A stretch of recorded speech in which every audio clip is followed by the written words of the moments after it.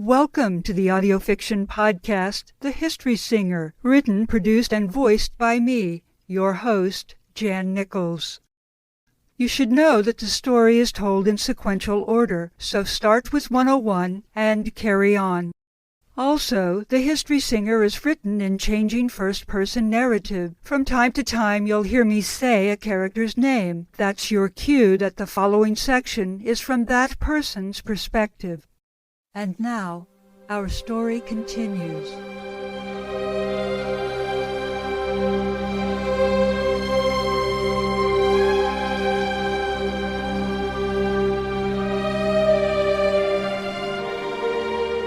Arianthe Grace. Do you need assistance, milady? Bacanyi asked. I need to sit, please. Bacanyi extended his forearm, as if to escort me into a great hall. What would that be like, I wondered, my mind lingering on the fantasy before I yanked myself back to the present. In what seemed only a moment to me, Bacanyi had kicked downed evergreen branches into a pile and laid his cloak on top to make a cushion for me. He steadied me as I sat. "Thank you," I said, at a loss for what to say next. He sat cross-legged facing me, his eyes tight and full of anger. I owe you an apology, Sir Bacanyi, I said. He raised an inquiring eyebrow, but remained silent. I overheard you and Eliphus speaking. Well, I shouldn't have eavesdropped, and I apologize for doing so. I accept your apology, milady, Bacanyi said. I often listen to conversations not intended for my ears. It's a tool of the trade. To which trade do you refer? I asked. Bacanyi gave me an appraising look, then said, Spying, milady. Is that what you are, Sir Bacanyi? A spy? I asked. He looked down at his palms, lying open on his crossed legs. A Trinity warrior is many things, he said. Let us leave it at that. I would speak with you of other things. As you wish, I agreed, feeling headachy and weary. Milady, has Eliphus ever told you of plans for your future beyond that of being a history singer? No, he has not, I said. Why do you ask? Ignoring my question, Bacanyi asked another of his own. What was Eliphus teaching you before the decomp asked you to sing? He waited still and quiet as my mind took its time to retrieve the memory. Modes, I said after a bit. Eliphus was talking about the modes, a precursor to what came to be known as scales. A breeze kicked up and blew my hair into my eyes. Bacanyi lifted his hand as if to order the unruly strands, dropping it in mid-motion to stare at his palms once more. I shivered, not from the wind, but from the thought of his touch. My brain is truly addled, I thought, as my headache increased its throbbing beat. Eliphus said that there were 7 modes, I recalled. They were named for the place where that particular mode was most favored. This is the best part, I said, showing my fascination with the subject. The pre-ancients also associated each mode with the celestial spheres of the 7 planets that wandered Earth's night sky. In time, an 8th mode was added. It was associated with a cluster of stars whose names and locations we have forgotten. We sat in silence, each of us content with the company of our own thoughts. Sir Bacanyi, I would like to ask you a question, I said, my voice breaking the ease between us. Why did you say that I do not know who Eliphus really is? I asked. Bacanyi's face was empty of emotion, but his voice was not. Eliphus betrayed me, he said. More than once, he added. It is what he does, and someday, milady, he will betray you. I struggled to my feet. My movements were clumsy and slow, the opposite of his. Bacanyi retrieved his cloak, swirling it in one deft motion to shake off the pine needles before he placed it over my shoulders. I apologize, milady, he said, stepping back from me. It is evident that your heart-father loves you. Ser Bacanyi, I said, it is obvious that he loves you as well. I placed a trembling hand to my temple as if it could still the throbbing pain. Milady, are you ill? Bacanyi asked. Your face is whiter than beech bark. For the second time in our brief acquaintance, Bacanyi swept me off my feet, carried me to my wagon, and put me to bed.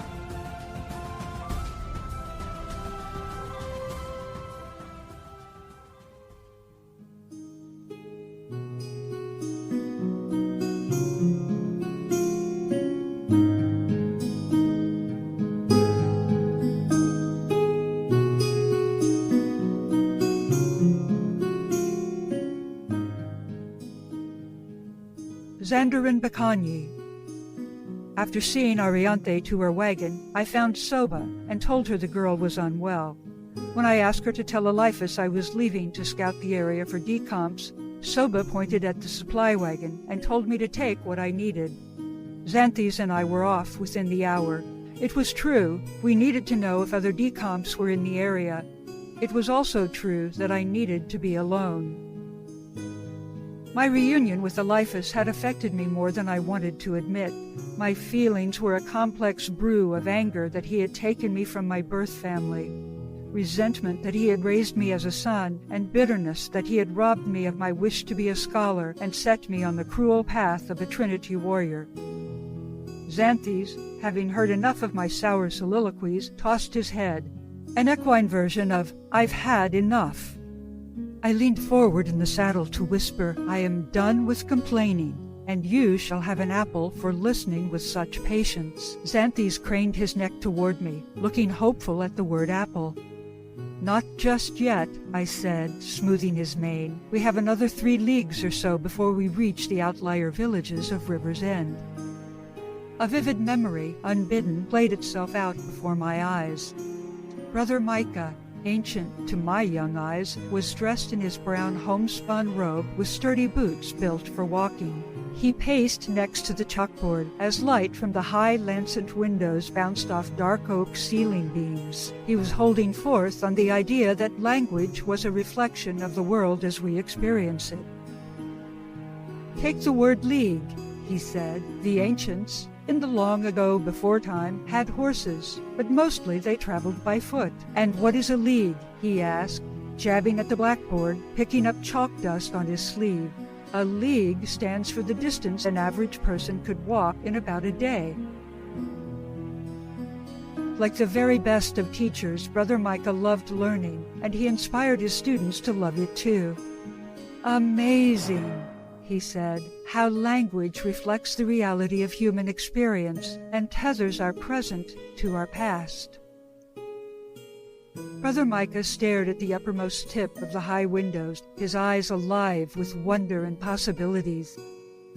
I had him to thank for invoking an ancient learned council ruling that stated all students must give 2 hours of daily service to the benevolent. In his role as head librarian, Brother Micah set me to work in the archives, which was not work to me.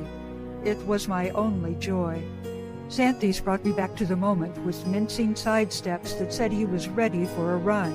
He really wants that apple. The thought made me smile, so I gave him his head and we ran for the joy of it.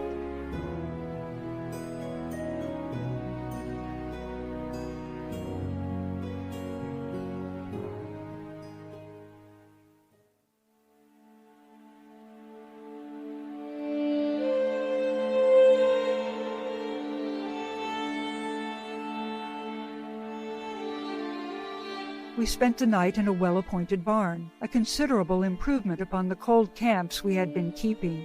The earthen floor had been swept clean, and fresh hay filled the stall. Much better than a cold camp beneath the stars, Xanthes? But Xanthes was too busy enjoying his oat mash and apple to do more than shake his head. I walked to the open-walled shelter, populated with long trestle tables and wooden benches. Without thinking about it, I chose a place at the end of a table, with the open-air brick oven behind me. Protect your back. It was the first lesson I had learned as a Trinity acolyte. I was surprised to learn that the Scalded Bane were not in charge of my Trinity training. I would be instructed with other acolytes my age in mathematics, geometry, and the science of basic tech. Other than that, and my work in the archive, my time belonged to the Blue Veils, named for the color of the face cloth they wore in public. Descendants of the nomadic tribesmen who dwelt in the deep desert, they were resourceful and resolute warriors who taught acolytes like me what it meant to be Trinity trained. I remembered every painful lesson. As Abbas, leader of the Blue Veils, said, "Bruises and blood aid memory." But the Trinity training was more than broadswords banging on shields. For all of their ferocity, the Blue Veils were esoteric, believing in desert jinn and mystic rites as their Hal Mahara ancestors had. They believed in things that could not be translated into calm, things that the Scalded Bane would call heresy if they knew of it. I came to think of it as everywhereness. It was a demanding discipline that used breathing and mental concentration to expand awareness of your surroundings in ever-increasing concentric circles. But that was not all. The Hal Mahara believed in a particular kind of attention, a way of observation that shifted from attending to things close at hand to those that were far away, moving seamlessly from one to the other. With ardent practice, the discipline of awareness and attention enabled the Blue Veils to move spontaneously in any direction. It looked magical to the uninitiated, but it wasn't magic. It was hard, grueling work. The Blue Veils did not share their mystical beliefs with outsiders, those who were not Hal Mahara born. For reasons I did not fully understand, Abbas chose to share their secret practices with me. The Blue Veils believed that the adept could attain throughoutness, the ability to be everywhere and every when in discrete increments of time. It was fascinating, but I was far more focused on staying alive as I walked the Trinity path. One of the farmer's daughters placed a steaming mug of tea near my right hand, then went to fetch my dinner. I leaned forward, both elbows resting on the table, with my hands cupping the mug. The roof cast a shadow on my features, and I had a clear sight line to the barn and a scrubby brush adjacent to it. The tea had a smoky taste that went well with the slice of honeycomb that released a swirl of sweetness every time I took a sip. It didn't take me long to spot them. They were three. One bulky and thick-necked, with the ruddy face of a man who liked his ale. The one next to him was younger and leaner, not yet done growing. The third had the powerful arms and chest of a bowman, with close-set, bright eyes. They weren't Sebastian's, that much was clear. He preferred more subtle weapons, politics and empire building. But if his roundabout requests were delayed too long, or outright declined, in time an accident would occur, and on occasion the accidents were fatal. I had a sense that these men were guardsmen, or had been. Something about the way they held themselves at the ready.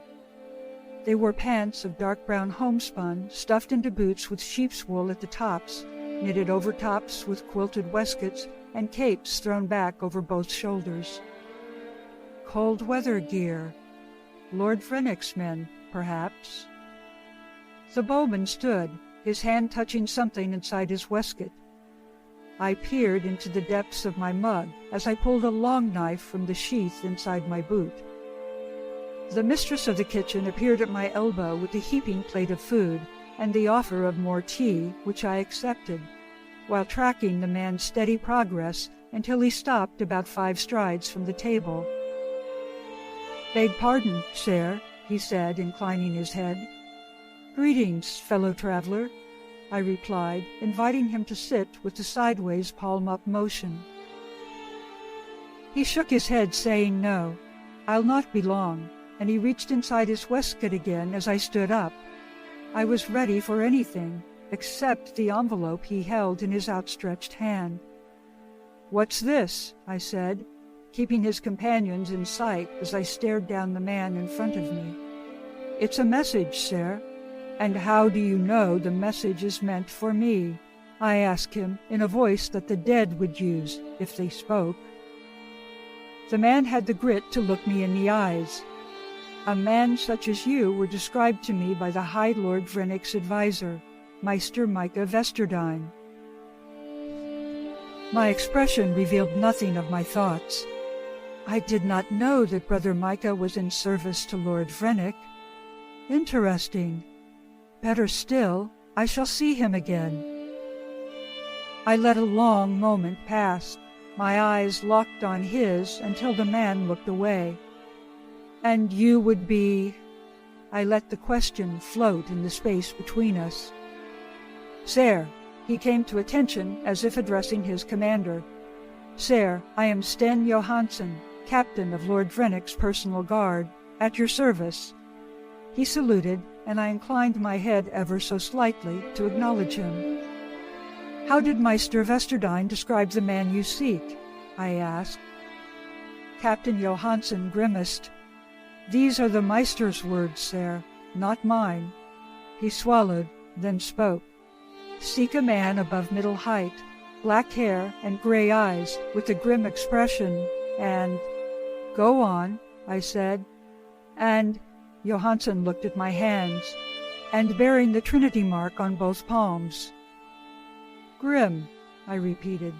Meister Vesterdine described me as grim? Yes, sir, uncommonly grim, angry eyebrows, the Meister's own words. I resisted the reflexive smile that my mouth wanted to make. You speak truly, Captain. I held out my left hand to receive the envelope. My right still held the long knife. He stared at my palm, taking in the triple triangles and the 3 hash marks. The Trinity mark, as red and angry-looking as the day I received it. Captain Johansson stared at the mark, a heartbeat longer than courtesy allowed, before placing the envelope on my outstretched palm. Sir, he said, I take my leave and wish you a good journey. Good journey to you, Captain, I replied, watching him rejoin his companions and take a long pull of ale from his cup.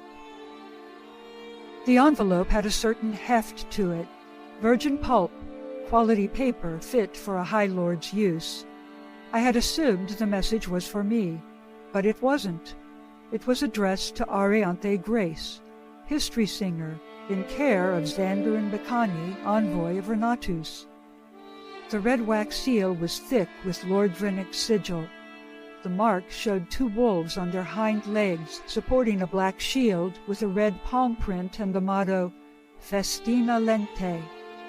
Make haste slowly. Like everything else in our age, Lord Vrenek had borrowed his motto from the ancients, in this case the military man turned emperor, Julius Caesar.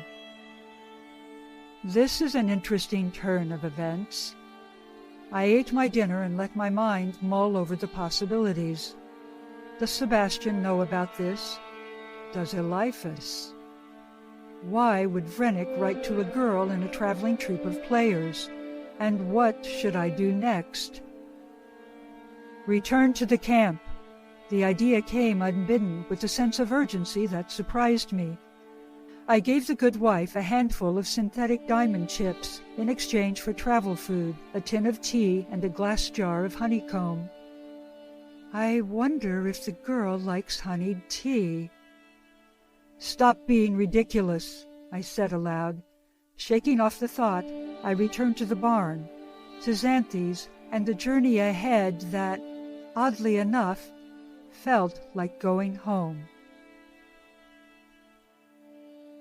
I really hope that you enjoyed this episode. If you did, I have a small ask. To make it easy for you or your friends to follow the show, just use this link. It goes like this: followthepodcast.com/historysinger. That's it. Easy. Also, if you'd like to leave a rating and review to help others discover the show, I have an easy link for that too. Simply go to lovethepodcast.com/historysinger. You know, I thought I made this podcast for me because I felt compelled to tell this story. Now, I realize I really made it for you.